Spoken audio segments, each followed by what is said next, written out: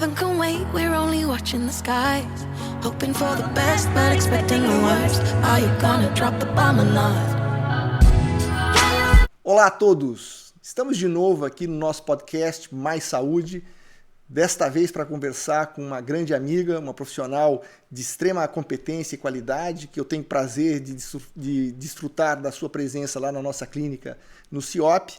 Se trata da doutora Karine Lange.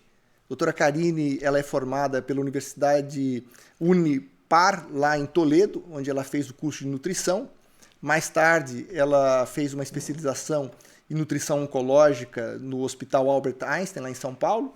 E, na sequência, ela fez uma outra especialização ainda na nutrição funcional.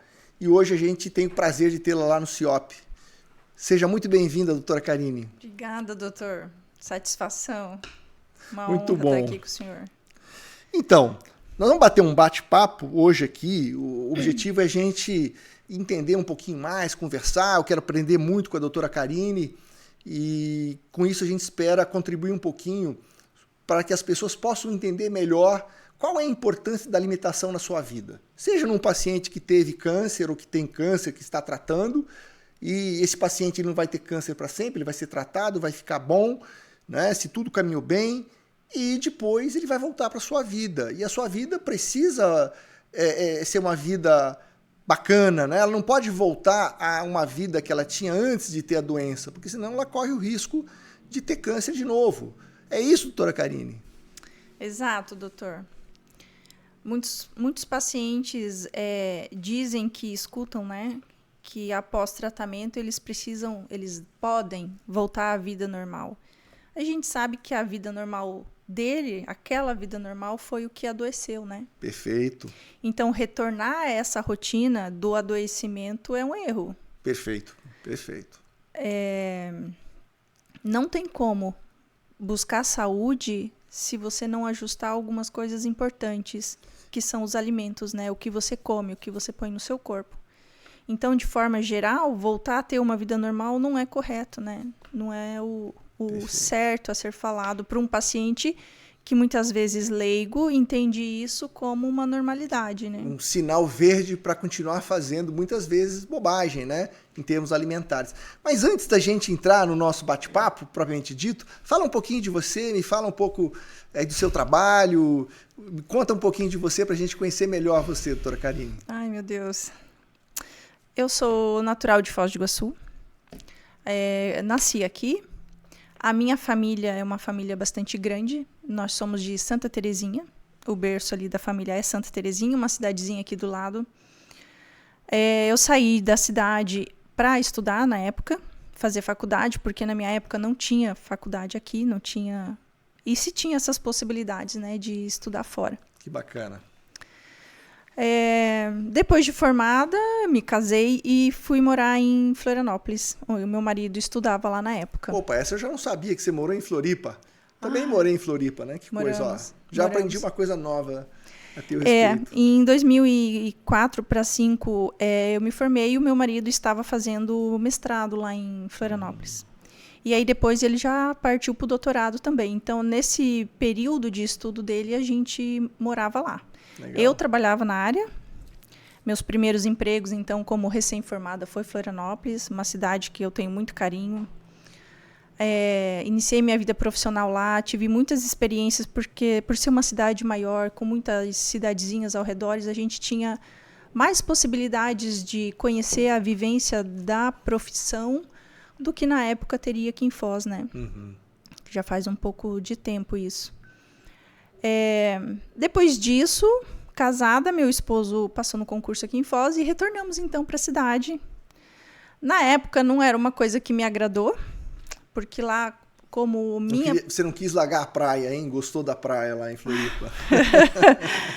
Não tem como não gostar de Florianópolis, né? Ótimo, né? Mas para mim, naquele momento, eu estava num bom momento, assim, profissional.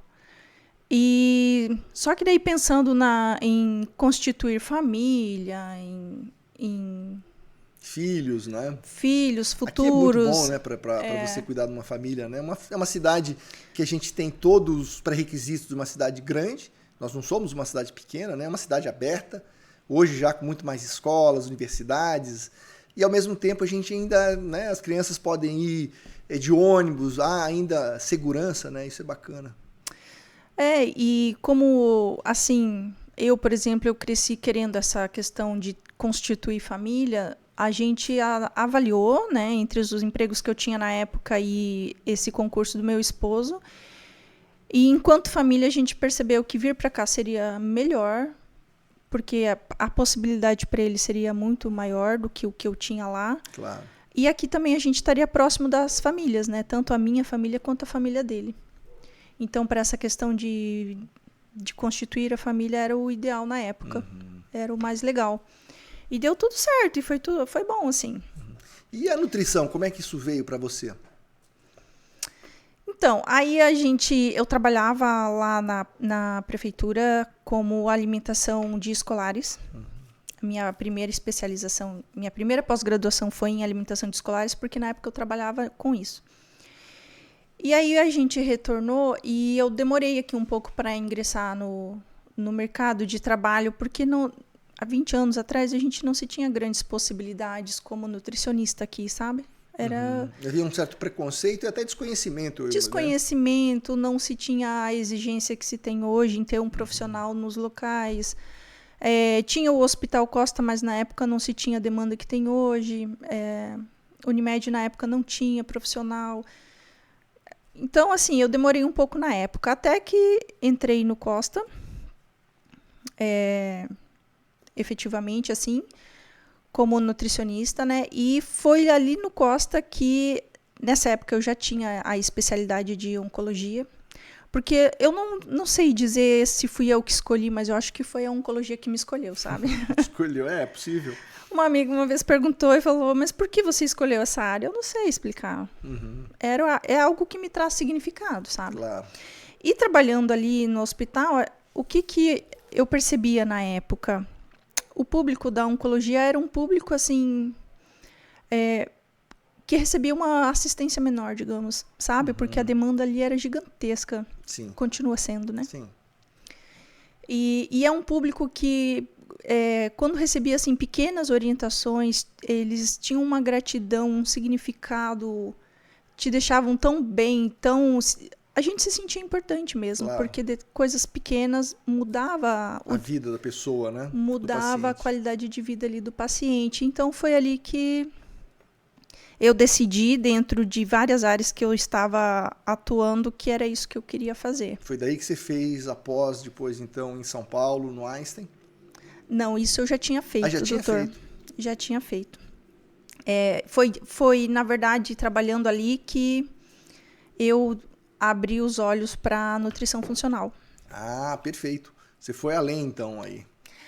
Na verdade, Então explica já pra gente um pouquinho o que é a nutrição funcional, como é que a gente usa, como é que a pessoa pode buscar o teu serviço, né? Esperando o quê? Quais são as expectativas? Explica um pouquinho pra gente sobre a nutrição funcional. A diferença, assim, de uma forma mais... Pode ser bem que leigo eu aqui, eu consiga sou leigo explicar aqui. melhor, por exemplo. Na oncologia, quando a gente estuda oncologia, nutrição em oncologia, a gente evidencia especificamente aquele problema específico do paciente, por exemplo, câncer de estômago, né? Certo. Dentro de um câncer de estômago, em que a nutrição precisa atuar? Até então era isso, só. A nutrição funcional, ela veio para mostrar para a gente, enquanto profissional, independente da área, independente da doença, o seguinte: não adianta a gente tratar só aquela situação ali, o câncer do estômago, a gente tem que tratar a pessoa como um todo. Então, não adianta eu falar para o paciente as limitações alimentares que um câncer de estômago pode ocasionar, evoluir. Não pode comer coisa muito sólida porque ele está obstruído, né? Se estiver obstruído. Tem um problema mecânico, então ele tem que comer coisa mais pastosa. Né? E muitas vezes a gente fica muito só na forma, né? E não se atém aos detalhes do conteúdo daquela pessoa, né? Do conteúdo daquela pessoa. Então, assim, a gente não elabora só o planejamento em cima daquela condição específica, e sim do paciente como um todo. Então, ali na nutrição funcional, a gente vê qual a melhor forma da composição dos alimentos qual o montante ali da composição dos alimentos a gente consegue efetivamente trazer mais benefício para o paciente do que aquela condição da obstrução mecânica, da obstrução ou da condição em que o paciente está evoluindo.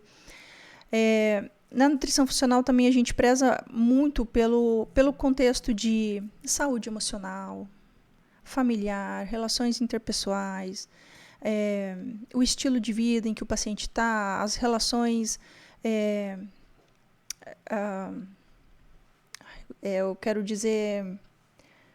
De onde ele vem, assim, como é que é? Do ponto de vista cultural dele, né? Cultural, isso, a família, a cultura, como é que ele aprendeu a comer, né? Exatamente. A cultura, a mobilidade, quanto ele se exercita, quanto ele dorme, se o sono é reparador. Então, ou seja, se o organismo está funcionando como um todo de forma organizada, orquestrada. Então, é uma abordagem mais integral, né? É uma abordagem integral. E existe alguma relação entre a nutrição funcional e o esporte? A nutrição funcional, eu acredito que ela seja efetiva em qualquer área, independente da especialidade. O que preza muito o planejamento e como a gente vai conduzir as questões, né? O paciente em si. As dietas, as elaborações do planejamento alimentar é o objetivo em si. O que o paciente traz, né? Por exemplo, um paciente que não tem doença, que não tem um diagnóstico, não significa que ele está bem. Perfeito. O fato de ele não ter um diagnóstico. Ou que pode ficar melhor, de repente, né?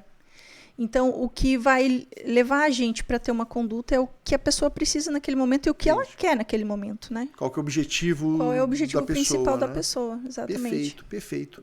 E lá no CIOP, o que você faz no CIOP? Como é que está o seu trabalho? Conta um pouquinho para nós. Né? Eu sei, obviamente, mas para os nossos ouvintes, ouvintes, o que você faz lá no CIOP? Eu tô me achando, né, doutor? Porque... CIOP é a minha segunda família, né? Esse ano em especial eu completo 10 anos. Mês de junho. É mesmo? Fez 10 anos de CIOP. Caramba. 10 anos. Realmente. Parece que foi ontem, Parece que foi ontem, né? Que a gente começou a trabalhar ali. A CIOP era lá na Padre Montoya na época. E você viu todo o sofrimento, né? Do desenvolvimento. Porque crescer não é uma coisa fácil, né? Crescer, uma criança chegar até a adultidade não é fácil. E uma empresa também, né? Você viu todo o desenvolvimento e agora a gente está chegando aí na... Estamos num bom momento, né? Estamos num bom momento. Estamos chegando, talvez, à adolescência para a adultidade, né? Exatamente. Eu acompanhei o processo desde a intenção maior de ser o que é, né? Sim. Que era as equipes, os profissionais, a estrutura em si... Então, hoje, lá na CIOP, eu acredito que estejamos num bom momento, né? Sem dúvida. Não digo o melhor momento porque a gente vai melhorar, né? Com certeza. Já percebemos ali que temos muito a fazer mais, mas a gente está agora, Pode falar daqui? Claro. Como a gente... Não sei. Pode, não. Né, até quando a gente começou o CIOP era só consultórios, né? Era só consultórios. Hoje não, hoje é uma clínica, tem diagnóstico, né? Tem os check-ups, e a gente tem a parte que não se faz grandes cirurgias lá dentro, né? Não se faz cirurgias lá dentro, a pessoa vai para outros hospitais, mas tem a parte cirúrgica, né?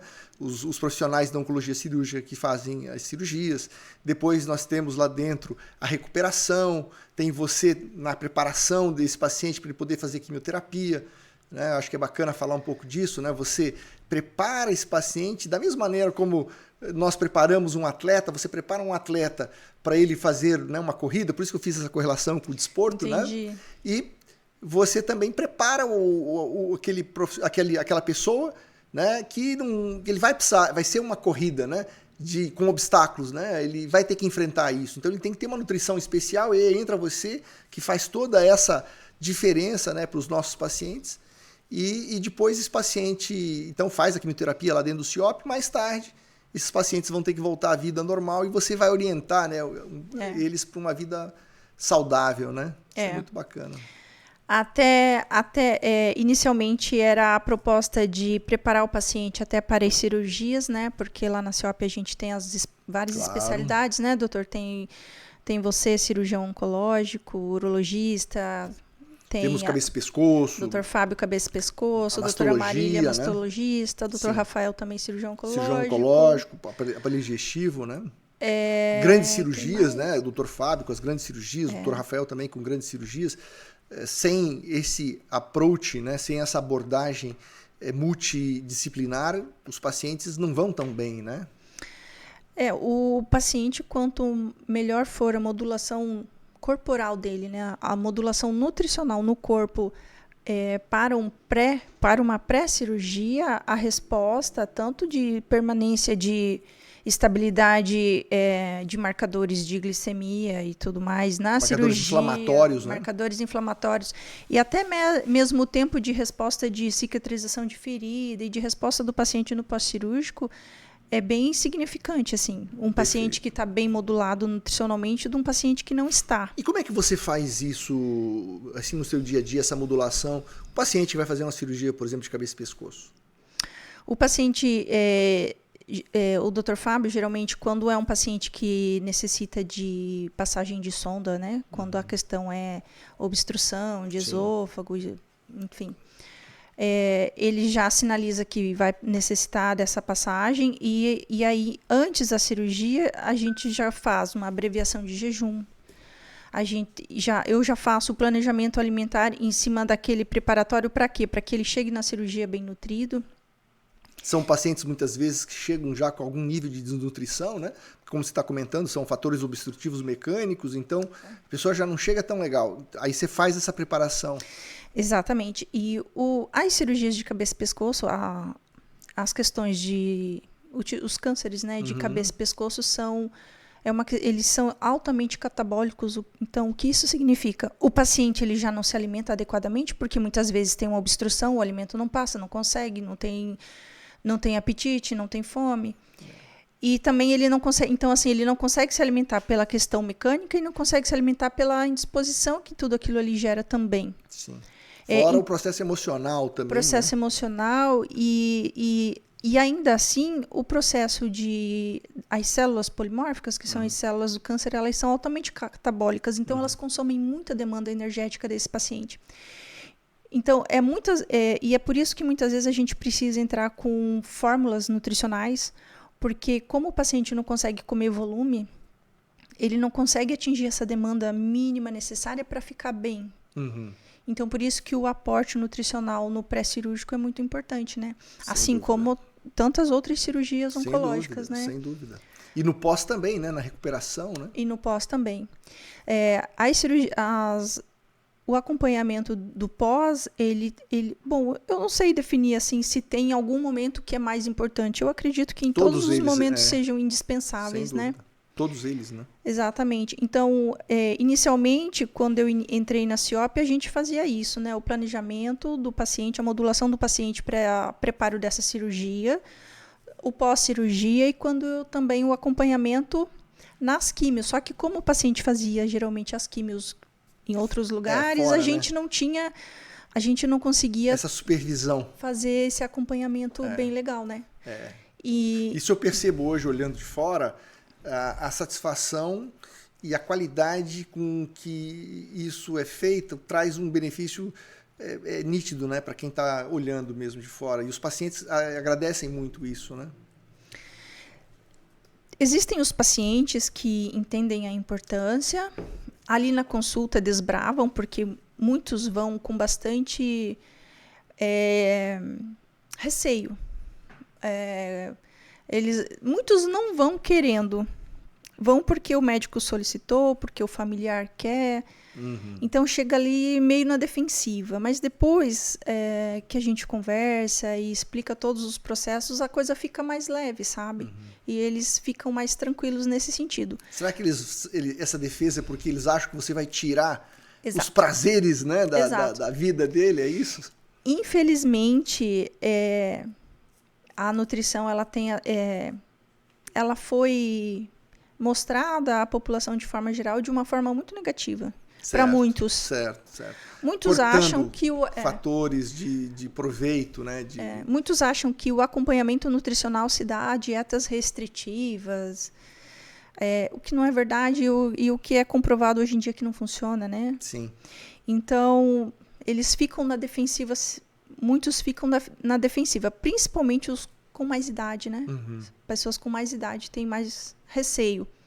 Assim como tem os que adoram, os que se permitem, os que entendem o processo de uma forma positiva e são super colaborativos no processo, e o desfecho do tratamento é muito, muito diferente desse paciente. Que está mais proativo. Que está mais proativo, que é colaborativo, que tenta entender o processo de uma forma positiva, do que aqueles que acham que é uma chatice, ou que vão passar fome, ou que não vão poder comer o que querem, porque muitas vezes o que é importante não é o que eles querem, né? Sim. Então, de uma forma geral, ali com a gente, o paciente não vai passar fome, talvez vontade, se tiver alguma limitação que o exame, que os marcadores bioquímicos nos trazem. A primeira coisa, nesses pacientes que estão na defensiva, que eu sempre explico, é o seguinte: a quantidade do alimento, o que define é a avaliação da composição corporal. Perfeito. E isso é o que define massa a magra, quantidade. massa gorda. O que define a quantidade do alimento é isso, o peso, né? Para a gente calcular a quantidade de proteína e carboidrato de quilo por peso. E composição de massa gorda, massa magra. Perfeito. Então, assim, as quantidades do que a gente vai prescrever, esse é a avaliação física que define. Agora, o alimento em si, se eu preciso fazer alguma retirada, a única coisa que decide isso é o marcador dele, é o exame dele. Perfeito. É se o exame dizer pra gente, porque uma coisa é o que o paciente fala, né, doutor? Outra coisa é o que ele fala e o que a gente vê. Certo. Então, é o exame que mostra pra gente o que, se precisa ter alguma restrição. Marcadores inflamatórios, Marcadores né? inflamatórios, Insulina, uma glicemia muito ferritina. alta, ferritina alta ou baixa, composição nutricional ruim em déficits. Aí, nesse caso, a gente não retira, mas a gente acrescenta coisas. Mas, de uma forma geral, a nutrição ela vem para auxiliar e para complementar. Ela não vem para restringir. Perfeito. De uma forma maléfica. Perfeito. Eu vou te castigar e vou te restringir. Não é assim, né? Por isso, essa abordagem, realmente, ela é muito fisiológica, né? Fisiológica. É funcional até no sentido da fisiologia do corpo, né? Você agregar e suplementar, né? No caso, aquela coisa que a pessoa precisa, aquele nutriente para ela ter um corpo que funcione melhor, né? Um paciente que eu atendi na semana passada, aliás, ele chegou no consultório, ele ia iniciar químio, não iniciou ainda, ia iniciar e falou assim: eu nunca mais vou poder comer doce? Aí eu falei: é o seu exame que vai dizer isso. Na verdade, o exame vai dizer qual tipo de doce que eu vou pedir para o senhor preferir, mas não é que não vai poder comer. E a frequência, se tiver muito ruim o exame, a gente limita a periodicidade ali, né? A frequência, mas no geral, quem vai dizer o que vai ser restrito é o seu exame, não sou eu. Verdade. Fica mais leve o processo, Fica mais leve, sabe? sem dúvida. Fica mais tranquilo o processo. Sem dúvida. Bom, é muito bacana isso, né? Porque quando a gente pensa em um paciente oncológico, a gente pensa numa pessoa que está numa fase crítica, né? E, obviamente, a gente quer tirá-la o mais rápido possível dessa fase crítica e devolvê-la a essa condição mais natural da vida. Mas muitas vezes vai realmente da pessoa, da maneira como ela entende o problema, né? Existem pessoas que elas olham o meio copo cheio e outras pessoas que olham o meio copo vazio, né? Os otimistas sempre olham a parte que está ali cheia, né? E isso acontece também, o paciente depois de ter o tratamento, passou por você, você ajudou ele a passar essa fase, né, difícil, e aí ele volta para a vida habitual. Como é que é esse reestabelecimento, não da vida que ele tinha antes, porque todo mundo quer isso que você falou, né? Quer voltar àquilo que ele fazia. E como é que é ele voltar para uma vida que não é mais aquela, mas que pode ser melhor? Como é que é isso? Como é que você vê isso e como é que você faz essa transição com as pessoas? O acompanhamento em si, doutor, o tempo ali de tratamento, o que eu tento fazer agora ali na químio, É fazer um acompanhamento de uma forma que a pessoa entenda o que foi, por exemplo, dependendo do tipo de problema, o que foi mais gatilho para ele desenvolver a doença em si. Certo. Fatores de risco, Fatores obesidade. de risco, exato. Muito açúcar, de Os repente. fatores, exatamente. Álcool, Durante todo cigarro. o processo, que muitas vezes é meses, né, de tratamento, de quimioterapia, eu tento mostrar o caminho, né? Porque a gente pode escolher o caminho da doença e o caminho da saúde. Perfeito. Então, ali no acompanhamento, porque ali na CEOP, na químio, o atendimento nutricional não é uma vez por mês, né? Sim. Então, a cada vinda do paciente para as infusões, é uma conversa, é um processo. Então, o meu objetivo principal, e que sempre foi um sonho, que agora a gente tornou realidade, é mostrar para ele que depois desse processo de tratamento, se ele conseguir seguir para o caminho da saúde, que é limitar os gatilhos, limitar os fatores de risco que ele fazia antes, ele vai seguir para a saúde e ele não precisa ficar naquela situação de uma recidiva ou de ter mais um outro problema. Então, assim, o que é importante a gente conseguir passar para o paciente é que tem coisas que cabe a ele decidir se ele vai conseguir seguir ou não. Perfeito. E dentre elas, a alimentação, estilo de vida, hábitos, isso é uma coisa que o paciente consegue determinar, né? Se ele quer ou não. Se ele quer ou não. Então, assim, se o paciente consegue seguir para o caminho da saúde, o sucesso é certeiro, praticamente certeiro. Agora, aquele paciente que passou por todo o processo, que no momento da quimioterapia ali, conseguiu fazer todas as recomendações, os planejamentos alimentares, e ele melhorou, ele viu que ele melhorou. Só que... É uma experiência, né? Ele viu que ele melhorou. Então, assim, se ele melhorou passando por um tratamento tão grande como e de uma magnitude tão... crítica, né? Crítica, que é o tratamento. No tratamento ele conseguiu melhorar com a alimentação, porque a nutrição ela vem para ser aliada da quimioterapia, ela não vem para remar contra, né? Sim. Então, se ali naquele momento de tratamento ele conseguiu ver que ele está bem e ele conseguir seguir o caminho da saúde, ele vai ter sucesso. Só que, infelizmente, eu observo assim que tem o público das pessoas que são mais humildes, que têm menos informação, que são mais leigas mesmo. Uhum. Eles tendem, sim, por uma fala errônea, voltar naquele processo de bebida, de sedentarismo, de muita comida. E a cultura é difícil, né? A nossa cultura é muito difícil. A tendência é trazer de novo a gente para os hábitos antigos, né? Exato. Isso acontece até de uma maneira meio que natural, né? É que mudar hábito é muito difícil, né, doutor? Por muito exemplo, difícil. Um paciente que vem para um tratamento que tem 60 anos, 70, ele passou Jovem. 70, mas assim, passou 70 anos naquele hábito. Verdade. E aí, de repente, porque para eles é de repente, então assim, passou 70 anos sendo sedentário, bebendo, comendo bastante. Não digo só coisas, exagero, né? Excessos. Sim. Excesso de açúcar, excesso de gordura, coisas que fazem com que... Porque a gordura aqui no corpo ela é deflagradora para desenvolver outros tipos de tumor, né? Então, assim... A gordura, a obesidade é um fator de risco para uma série de doenças, né?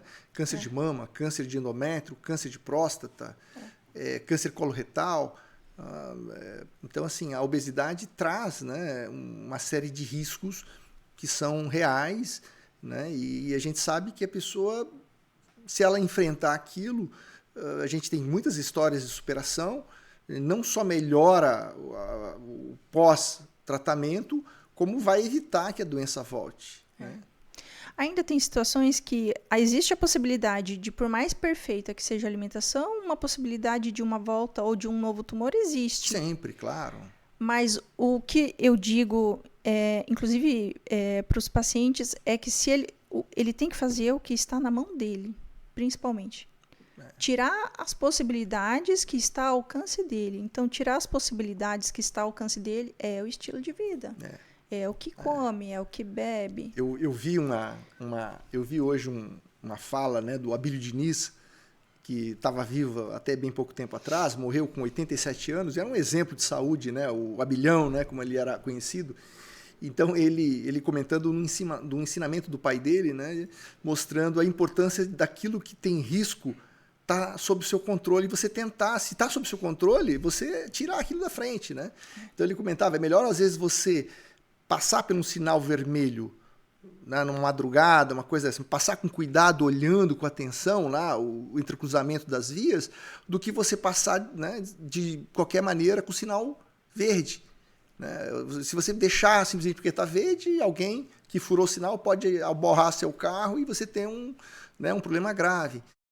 Então, as doenças, né, a gente sabe que é a mesma coisa de um avião cair, um acidente de carro, são várias pequenas coisinhas, são vários pequenos acidentes que acontecem de maneira cotidiana e que a gente não dá o devido valor, respeito, cuidado, e aí um grande acidente.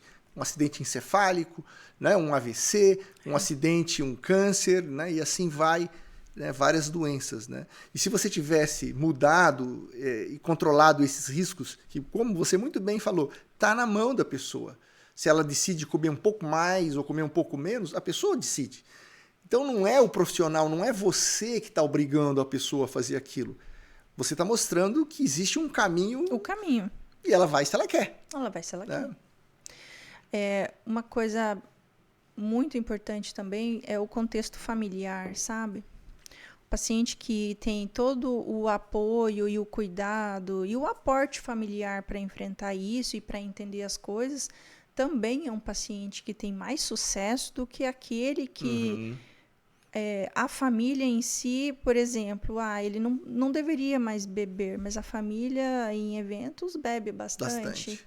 Eu acho que eu vejo um pouco disso com os casais, né? Os homens vão lá fazer a avaliação da saúde masculina, às vezes está obeso, um pouquinho gordinho, hipogonadismo, né? A gente troca pacientes, né, constantemente, a testosterona baixa, precisa emagrecer.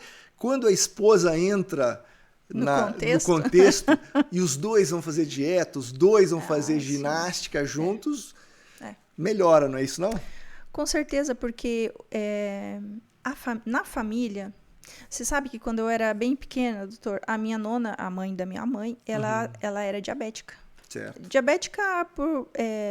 Tipo 2, né? Tipo 2, na fase mais avançada da vida, né? E eu me recordo, assim, nitidamente, que naquela época, quando eu tinha 5 anos de idade, mais ou menos, ela era diabética e ela fazia a comida dela separada da comida de toda a família, porque a gente é uma família grande. Então, Sim. na época, eram Italianos. muitas pessoas... Italianos. Gostam muitas de comer pessoas muito. na casa. Sim. Comidas suculentas. E a comida dela era uma comida triste, assim, para aquela época, porque era um bife grelhado, era um arroz integral, então era diferente. Só que hoje, sendo profissional e vendo as coisas com outra visão, isso não é legal. Porque a comida tem que ser a mesma para a família toda.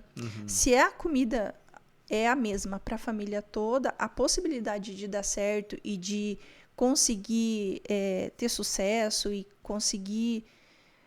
Porque a alimentação ela não tem começo, meio e fim. É para a vida, né? Claro. Se alimentar bem tem que ser para a vida. Então, se tem uma alimentação para a família toda e a família engrena naquele hábito alimentar legal... É sucesso. Então, o homem desenrola, o homem consegue melhorar. Verdade. Porque tem o apoio familiar ali. Então, poderíamos dizer que é uma decisão de família. Todos saudáveis ou todos doentes. Né? Ou muitos doentes. Né? Então, talvez isso é uma conversa boa, né, para ter em família. Né? E é possível, doutora Karine, a se alimentar bem, com qualidade e ainda de maneira saudável? Ou isso é um mito? Como é que é isso? Como é que a pessoa pode comer bem, né, num happy hour e comer coisas gostosas? Como é que é isso? Explica pra gente. É super possível. É uma questão de escolha, né? Ao invés de você fazer uma entrada de por exemplo, linguicinha com farinha... Gordura e carboidrato, péssima combinação, né? Péssima combinação, porque é uma gordura ruim, digamos assim, né? E com carboidrato, né? Isso vai virar colesterol rapidinho no teu sangue, né? E vai ter muita glicose ali correndo, né? Claro. muita glicemia, enfim. Por exemplo, assim, é super possível ter um bom hábito alimentar optando pela escolha dos alimentos que você vai servir. Você pode fazer uma entrada com pastas de berinjela, que é uma delícia, pasta de hummus, que é grão de bico, sim, cozido. Você pode fazer guacamole, que é abacate com tomatinho e boa. cebola, que é gordura boa. Então, tudo é uma questão de escolha mesmo. E aí, em vez de você usar, de repente, o pãozinho, tu usa um pepininho, uma cenourinha. Uma isso? cenoura, lasquinha de coco, uma batata doce assada. Um chips de cará, chips de inhame. Chips de cará. Eu já de comi inhame, isso e achei fantástico. Uma própria batata inglesa assada para você petiscar. Existem... A nutrição funcional ela é ótima porque ela, através de alimentos naturais, ela te proporciona uma qualidade alimentar gigantesca, né? Porque são alimentos que não tem, que a gente chama de comida limpa. Comida limpa. Vamos falar sobre isso, né? A gente estava conversando até antes aqui da gente começar hoje o nosso bate-papo aqui. A gente falava um pouco sobre aspectos até antropológicos, né? Eu queria saber o que você pensa um pouco disso, né? Tem correntes e muita gente conversando, muita coisa até na própria internet, né? E mostrando que mais ou menos, né, as pessoas têm uma genética semelhante lá aos primórdios, né? Há quem pense que o ser humano está aqui no planeta 60 mil anos, lá quem fale até em 300 mil anos, e os estudos que a gente tem de paleontologia e de genética mostram que não houve grandes mudanças no nosso código genético. Então, isso quer dizer que há 50 mil anos atrás, né, o nosso código genético era o mesmo de hoje. Só que há 50 mil anos atrás, a gente comia carne, raízes e algumas folhas. Frutas, né? Algumas frutas. Né, e que naquela época as frutas elas eram azedas e com muita fibra. Hoje as frutas é uma coisa absurda, né? Elas são grandes, extremamente doces, porque elas foram modificadas geneticamente. Né? Então, parece que o nosso modo de funcionar, o nosso corpo usa o manual de 60 mil anos atrás, no mínimo, mas hoje a alimentação é uma coisa extremamente diferente, de pacotinho. Fala um pouco para nós, você falou de comida limpa, né? Fala um pouquinho desse conceito de como é que é isso, né? Os embutidos, os enlatados, pacotinhos. Você também é contra isso? Como é que é isso no seu dia a dia? Você falando das comidas lá dos nossos antepassados, eu lembrei de uma situação seguinte. Lá na época das cavernas, naquela era, os alimentos encontrados na natureza, algumas frutas, por exemplo, eram doces. Sim. E a forma que os seres encontravam de se alimentar de uma forma segura era porque o que era doce era o alimento que não tinha veneno. Perfeito. E diz que vem daí o gosto Por que a gente gosta do açúcar? Por que a gente docinho, gosta, né? do docinho? Perfeito. Porque naquela época os alimentos mais adocicados da natureza eram alimentos seguros, que não iam ter veneno. É interessante, né? Porque se você vê, o doce é a preferência de uma grande maioria das pessoas, né? Perfeito. E falando dos alimentos industrializados, então, Sim. né? Você perguntou? Qual que é a pergunta, doutor? Esqueci. Porque, assim, hoje, né, há 60 mil anos atrás, para você comer 500 calorias era uma loucura, né? Sim. Você tinha que achar um animal, ou você caçar, ou bem um animal... gordinho. E bem gordinho, ou ou que você caçava, ou era um bicho que tinha morrido ali que você conseguia comer. Quer dizer, não havia essa riqueza energética que a gente tem hoje. Assim. Hoje, eu entrei aí num fast food, né? eu como 5 mil calorias em 20 minutos. Caloria vazia, né? Que é aquela caloria... A gente chama caloria vazia aquela caloria que não te alimenta, que ela só te atribui valor calórico, digamos assim, peso, né? No final das contas. Mas que ela não te nutre, ela não te alimenta, ela não te proporciona nutriente de forma nenhuma, né? Isso está muito dentro dos pacotinhos, né? Eu vejo o paciente, eu pergunto, não, eu não comi nada de açúcar.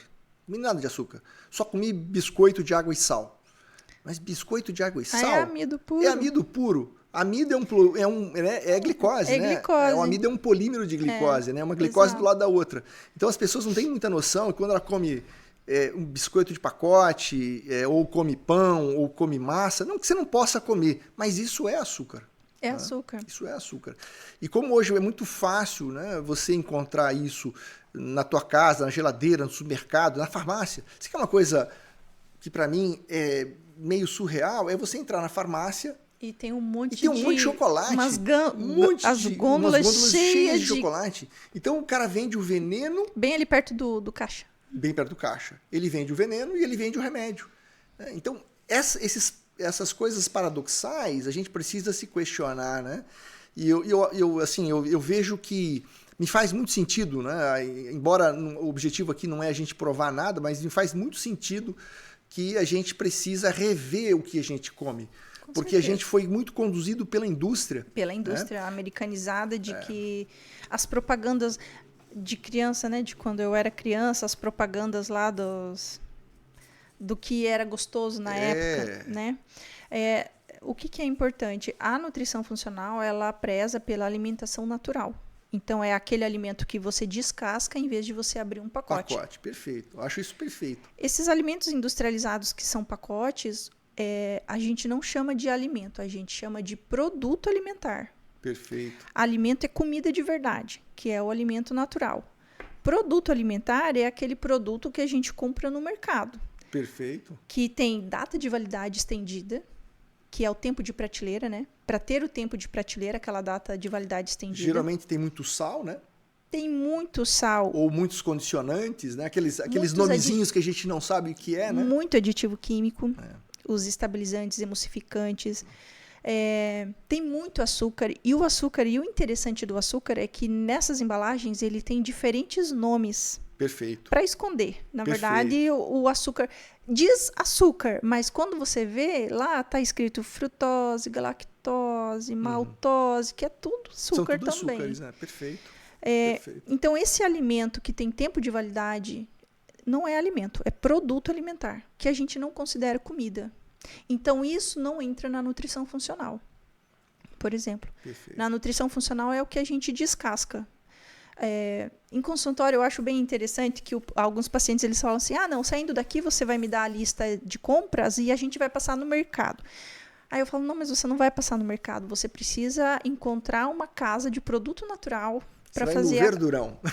Verdurão, que hoje os verdurões têm os produtos lá. Hoje já tem uma marca, né? Exatamente. Então, no mercado compra-se muito pouco. O que compra mais é nos verdurões, né? Por exemplo, já foi muito polêmico, não sei se é polêmico ainda, a questão do leite de caixinha, né? O leite de vaca, enfim. Quando a gente fala de leite de vaca, nutricionista funcional, a gente fala do leite que a gente tira lá da vaca, não do leite de caixinha. Porque se você olhar aqueles leites de caixinha... Tem muito sal, tem vários... todos esses produtos, né, que você acabou de falar... E tem uma validade de, 6 meses? Até mais, às vezes, né? É um negócio que... O leite de verdade, que lá na minha nona era tirado, era de hoje para amanhã estraga. Virava requeijão. E virava requeijão, e nata, e puína, e queijo, e, enfim. E esses leites, então, uma caixinha de leite, se não você abre e deixa fora da geladeira, você, sei lá quanto tempo fica, não estraga. Sim. Isso assim, ainda falando do que a gente ainda mais considera o produto menos pior, né? Porque tem os produtos que são mais pior, por exemplo. Agora, por exemplo, alimentos que no mundo da oncologia existem inúmeras evidências científicas que comprovam pra gente que a gente precisa evitar quantidades, é a carne vermelha. Mas só que a carne vermelha não é só a carne em si. Está incluso nessa quantidade de carne vermelha os embutidos, né? Sim. Os salames, as salsichas. É muito diferente de você comer um bife, né? Porque o embutido, né, toda aquela produção, realmente, ele acaba né, agregando uma série de fatores de risco, né, não só de gordura, mas de produtos que vêm do benzeno, né, que são esses produtos que foram defumados, né? Esses são produtos oncogênicos, né, que a gente fala. Oncogênicos, exatamente. E aí tem as normas de saúde, assim, né? As recomendações. Perfeito. As recomendações que hoje se preza, por exemplo, que o público em geral, não o paciente, né? Não a pessoa com diagnóstico, mas o público em geral, a gente não deve ultrapassar na semana o consumo superior a 500 gramas de carne vermelha. A gente não deve, e deve o quê? No dia, ter 3, 4 porções, no mínimo 3 generosas porções de folha, de legume, de verdura, né? Com muitas cores. Com cores, porque cada cor é um tipo de nutriente diferente, sem falar das fibras, dos fitoquímicos, né? Exatamente. Açúcar não é recomendado em dose nenhuma, de forma nenhuma, porque tem o açúcar que a gente já tem na fruta. Perfeito. E que já é bastante, né? Tem o carboidrato que a gente tem, que vira em açúcar, que a gente tem nos legumes, né? Então, o açúcar, assim, o açúcar refinado, branco, esse não é recomendado de forma nenhuma. Então, porque a gente já consegue encontrar ele em outros alimentos, né? E assim, eu até queria fazer propaganda. Eu trouxe aqui um livro que eu quero fazer uma propaganda para todo mundo. Esse livro é fantástico, né, doutor? Que é esse livro aqui, essa câmera. Esse livro que é A Revolução da Glicose. A autora é uma franco-inglesa, ela se chama doutora Jessie Inchauspé. Esse livro é da editora Objetiva aqui no Brasil, está publicado já traduzido, né? E esse livro aqui é um livro bacana, né? A gente já conversou algumas vezes sobre ele. Ele é lúdico, ele é leve. Né? E ele traz evidências de uma maneira lúdica e tranquila para a gente olhar, né? E bem fácil de entender até para o público mais leigo, né? Mais leigo, super tranquilo de entender. E aqui ele mostra bem isso que você está falando. Talvez o grande, vamos chamar assim, se eu posso dizer, inimigo de uma saúde alimentar seja o uso do açúcar de maneira desequilibrada e de uma maneira não muito pensada, não muito racional, né? Porque aqui, assim, mais do que o vilão ser o açúcar, ela descreve, né, os picos de glicose. Aqueles aumentos que você tem súbitos quando você ingere de estômago vazio, por exemplo, né, frutas, ou mesmo açúcar branco, ou mesmo um pão, né, uma massa, e sem toda uma preparação do seu organismo. Isso dão esses picos, por vários motivos, desencadeiam um metabolismo inflamatório. E a gente sabe que essa gênese, essa combinação da inflamação acaba gerando riscos maiores de Alzheimer, mesmo de câncer, né? E como é que você vê isso, né? A gente não está muito... Acabamos de falar da farmácia que tem um monte de chocolate, um monte de doce, e a indústria alimentar é muito baseado no açúcar, né? E muito. Não deixa de ser uma droga, o açúcar, apesar de ser uma droga lícita, que todo mundo pode usar, mas causa muito malefício, né? Se a gente pegar o índice de pacientes diabéticos e o budget, né? A quantidade de dinheiro que a gente gasta nos pacientes institucionais, né? Nos doentes do SUS ou do ponto de vista de saúde pública, é muito grande, né? Como é que muito grande. Fala um pouco disso. Esse livro ele é muito legal porque ele mostra, até para quem, por exemplo, tem diabetes, o porquê que o profissional da nutrição fala assim, você não pode comer a fruta, você tem que comer no mínimo 4 frutas no dia, e a gente ensina como comer essa fruta. Não é de qualquer jeito, Não né? é de qualquer jeito que come. Não pode Perfeito. Jamais comer essa fruta as 4 de uma vez só. Jamais. Perfeito. Eu falo isso porque eu tenho um tio que ele é muito engraçado. Ele fala, eu vou comer fruta porque fruta é saudável. Aí ele pega um potinho, coloca umas 10 laranjas e vai assistir TV comendo as 10 laranjas. E aí não sabe por que não emagrece, né? E por que às vezes o diabetes está descontrolado, né? Eu muito tinha essa ideia, né? Eu tinha essa ideia há muitos anos, né? Muitos anos eu tinha essa ideia que, bom, vou fazer uma dieta, então eu comi um cacho de banana por dia e achava que estava bacana. Mas eu falava, não tinha comido... Não comi nada. E não emagrecia. E não emagrecia. Para o paciente diabético em especial é bem legal, porque mostra ali a diferença entre um suco da fruta com a fruta, a ingestão, né? Perfeito. Do suco da fruta e a fruta, o pico glicêmico. Mostra também que quase não tem pico glicêmico quando ele come essa fruta acompanhado de uma semente, de uma fibra. De uma proteína, de um uma iogurte proteína, grego, por exemplo, né? De uma proteína. Então, mostra de forma bem fácil para esse público diabético o porquê que depois de comer uma laranja, ele tinha pico. Eu estou me sentindo mal. Afere a glicose dá alta. Né? Mas eu só comi uma laranja. Então, é uma forma prática, até a mesmo de mostrar de uma forma mais tranquila para o paciente, porque muitas vezes, né, doutor, o que a gente fala não é o que a pessoa entende, né? Perfeito. Isso eu acho que é uma das maiores dificuldades dos profissionais da saúde, porque todos nós de consultório, né? A pessoa, ela entende o que ela quer entender. Sim. Não é muitas vezes o que você fala, por mais que muitas vezes a gente desenhe. Sim. Por exemplo, no consultório, eu entrego tudo que eu falo está escrito e quando não está desenhado. Perfeito. Mas ainda assim a pessoa entende o que ela quer. Então, é uma realidade muito difícil. Esse é o desafio, né? É um desafio muito grande. Porque você vai chocar com a cultura, com aquilo que era o hábito que ela achava bacana, que era como ela comia quando era criança. Então, de uma certa maneira, a gente faz um papel um pouco antipático, né? De confrontar certas realidades que, às vezes, não são, assim, agradáveis. Mas que quando a pessoa, como nós vimos, ela tem a capacidade de ver o lado bom, o lado mais positivo, quando ela faz a superação desse processo, ela sempre sai melhor. Né? O livro ele mostra também uma forma, um referencial para a pessoa entender o que é saudável. Perfeito. Muitas vezes o alimento ele é um exemplo assim, para ficar fácil de explicar. Por exemplo, suco de laranja é saudável? É saudável. Sim. Ele é saudável quando você compara o suco de laranja com uma Coca-Cola. Certo. O suco de laranja, com certeza, é mais saudável. Sim. Agora, se você compara o suco de laranja com a laranja sólida, o que é mais saudável? A laranja. E não o suco. Por quê? Porque a laranja tem a fibra.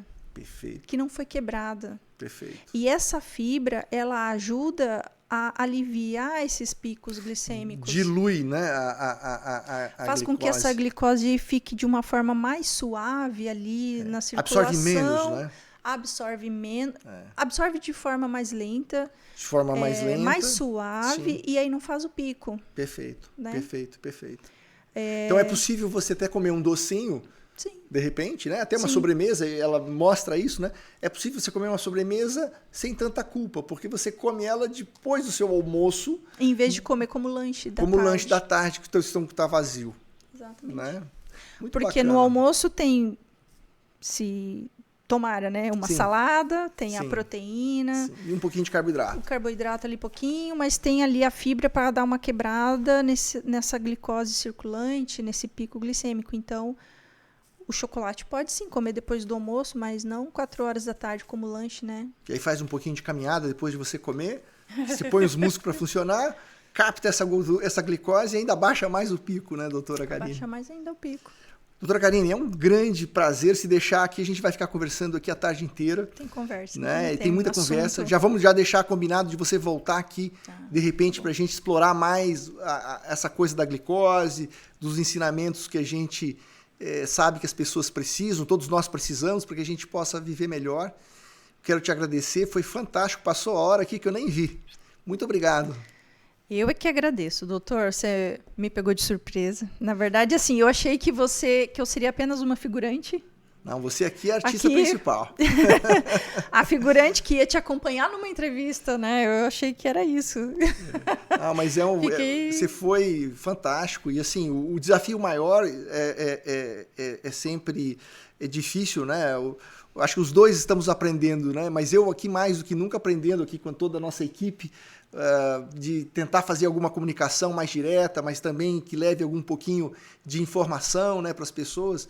Então, é um desafio para todos nós e você foi maravilhosamente bem, só tenho a agradecer a parceria, né? Vamos deixar, eu liguei ontem para você, né? E cara, tem que vir lá comigo, a gente precisa fazer a gravação e você prontamente, como de costume, aceitou, parceira mesmo e muito obrigado, doutora Karine. Eu que agradeço, doutor, é um prazer. É um prazer aí contribuir de alguma forma. E vamos seguir em frente com a família Ciop e brevemente vamos estar de novo aqui. A gente não falou do que a gente está fazendo de novo agora lá na químio, né? Podemos falar um pouquinho. Então, deixa eu me achar aqui, doutor. Fala aí um pouquinho do que vocês estão falando, do que você está fazendo lá na, quimio, na parte nutricional do setor de infusões lá do Ciop. Então, isso era uma intenção de longa data, né? Era um sonho nosso, né, de muito tempo. Mas foram passos que a gente precisou ir entendendo e abordando e construindo. E estamos construindo, né? Perfeito. A gente iniciou já tem 3 semanas, eu acredito. Semanalmente a gente ainda está realizando ajustes, porque... E acredito que nem eu comentei com a Márcia, acredito que os ajustes serão semanais, porque a gente sempre, na vivência, a gente vê o que fica melhor, né? Perfeito. E está numa fase, assim, tá numa fase de implantação, mas mesmo depois de implantado, sempre vão ter ajustes, né? Não é possível, sempre vão ter ajustes, porque... Então, o que a gente iniciou? A gente iniciou o serviço de oferecer alimentação para o paciente, né? Uhum.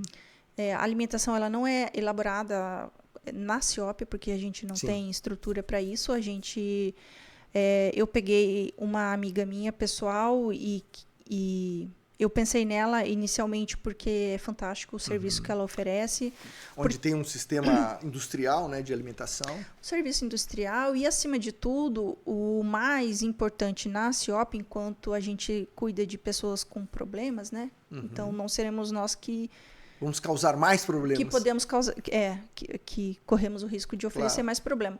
Então, é a segurança alimentar. Perfeito. Né? Porque, como é um paciente que já está em tratamento, então o que eu, como profissional, tenho que garantir é a segurança alimentar daquele alimento. E, contudo, que vem a calhar a segurança alimentar é o tipo do alimento. É um alimento extremamente funcional. Ótimo. A minha amiga e parceira da Ciop é a Patrícia, da Equilíbrio. Perfeito. Que são alimentos funcionais. Patrícia Mantovani. Fantástico, gosto muito dela também. Temos que trazê-la aqui qualquer hora também. Ela tem a gastronomia funcional, né? Sim. Então, tudo que ela oferece é funcional. Então, junto com ela, eu sentei e a gente elaborou um cardápio para aquele paciente naquele momento ali da quimioterapia. Bacana. Que é um cardápio de um alimento que não tenha tanto... que não seja tão cheiroso como um peixe, um feijão. Por que, doutor? Explica para Porque o paciente ali na infusão e o paciente que está em acompanhamento... Ele sente muito enjoo, né? O cheiro do alimento, muitas vezes, é suficiente para inibir para fazer com que ele consiga, que ele não consiga se alimentar. Fica nauseado, né? Fica nauseado, exatamente. Então, assim, tem que ser um alimento funcional, equilibrado nutricionalmente, com uma variedade alimentar de proteína bem legal, de um carboidrato complexo e legume. E discreto.